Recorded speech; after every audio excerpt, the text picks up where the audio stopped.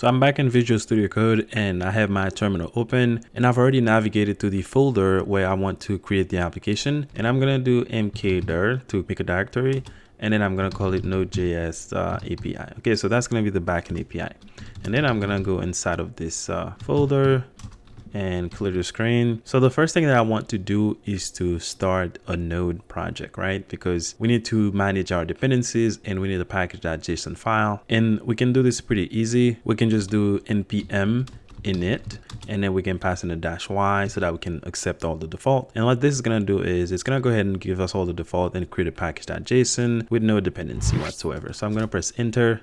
And you can see that it gives us a snapshot of what it created, which is the package.json file. As you can see here, it created the package.json and it gave us, a little preview of what's inside of this file. So I'm going to go ahead and clear the screen again. And the second thing that I want to do is to do tsc. So I'm invoking the TypeScript compiler, and then I want to do --init. Okay, this is similar to what we just did, which is npm init, but this is for TypeScript compiler. And what this is going to do is it's going to generate a tsconfig file for us. So I'm going to go ahead and press enter again. And it says successfully created the tsconfig.json file. So I didn't talk much about this file when we were going over the different types in TypeScript and stuff. But now that we're going to be building an application, it's important that we take a closer look at this file. So let's go ahead and do that right now. So since I'm already navigated inside of this folder, I'm just going to do code that, and that's just going to open Visual Studio Code in this directory. And I'm going to go ahead and bring it over here because it's open in my other screen. Here's Visual Studio Code, and I'm going to expand it. So now you can see that I have the package.json with all the default.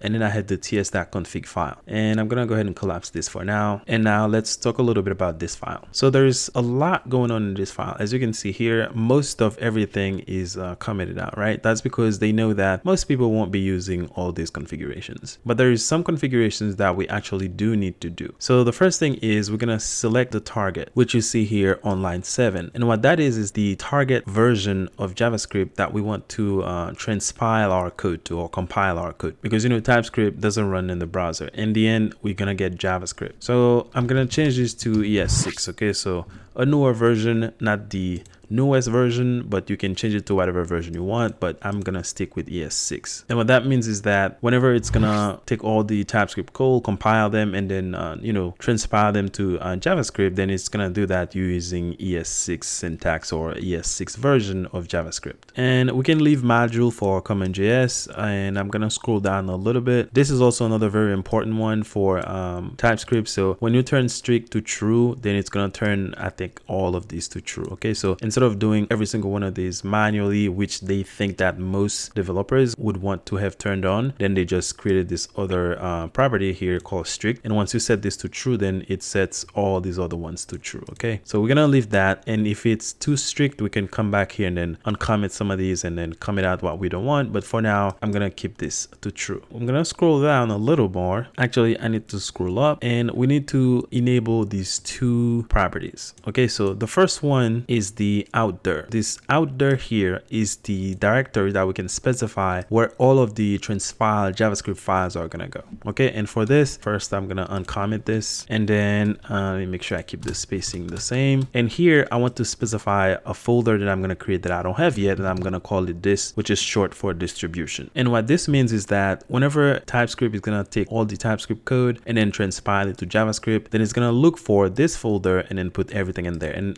make sure I keep the spacing the same. The second one we need to enable, actually I know I highlighted that one, but that's not the one. We need this other one, which is the root dir. This is specifying where the JavaScript files are located. So I'm gonna go ahead and uncomment that, and then here I'm gonna put src, which is short for source. And what this means is that whenever TypeScript is gonna look for files, the TypeScript files to transpile into JavaScript, then it's gonna look into this src folder and takes everything in there, so even subfolders inside of the source folder, and it's gonna transpile everything or compile everything to JavaScript. I think transpile is a better word, but you get the idea. It's gonna take the TypeScript code, turn it into JavaScript code. So it's gonna look inside of the root dir, which is gonna be inside of the source. So everything inside of the source and every folder and subfolders inside of the source folder, take everything in there, all the TypeScript code in there, and then turn it into JavaScript code, and it's gonna put that code inside of this or distribution folder. And that's pretty much everything that we have to do here. I have other projects, like larger projects, where I have a lot of these other properties turned on and turned off, but this is going to do for now because this file can be a little bit overwhelming because there's a lot of properties in here, but they're really pretty simple. Like if you look them up one by one, which is a little bit of a tedious task to do, you'll see that they're not really